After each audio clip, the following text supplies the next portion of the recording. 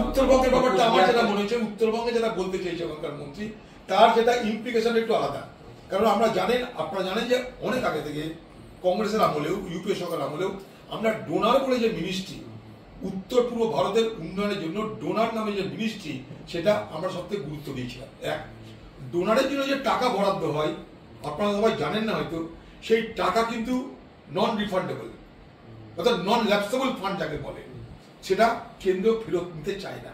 দুই, সেই ডোনারকে অনেক বেশি আলাদা করে বাজেট দেওয়া হয়, যেটা রাজ্যকে আলাদা রেখে।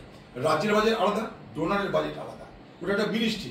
কেন? তার ফোকাসটা হচ্ছে উত্তর পূর্ব ভারতকে উন্নত করা, উত্তর ভারতের পরিকাঠামো, উত্তর ভারতের রুটিনি সবকিছু উন্নত করা। সেই লক্ষ্যে ডোনার মন্ত্রিত্ব তৈরি হয়েছিল, এবং এই ডোনার তৈরি হওয়ার পিছনে সকলের মতামত নিয়ে তৈরি হয়েছিল। এখন তাদের মন্ত্রীর মনে হয়েছে যে উত্তরবঙ্গটাকে যদি উন্নয়নের জন্য, যেহেতু উত্তরবঙ্গ পিছিয়ে পড়া জেলা, একটা এলাকা, উত্তরবঙ্গ পিছিয়ে পড়া এলাকা আমরা জানি, যেহেতু উত্তরবঙ্গটা পিছিয়ে পড়া এলাকা, সেই পিছিয়ে পড়া এলাকাকে যদি ডোনারের আওতায় নিয়ে এসে উন্নত করা যায়, যদি এই সদিচ্ছা থাকে, সেটা ভাবার বিষয়।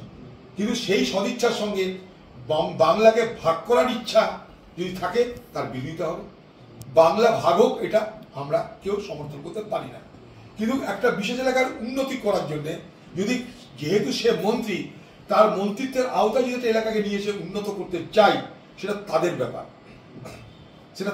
তাদের সেটা মনের ইচ্ছা অনুযায়ী তারা জানে। কিন্তু কোনো কারণে বাংলা ডিভিশন, বাংলা ভাগ আমরা সমর্থন করতে পারি না।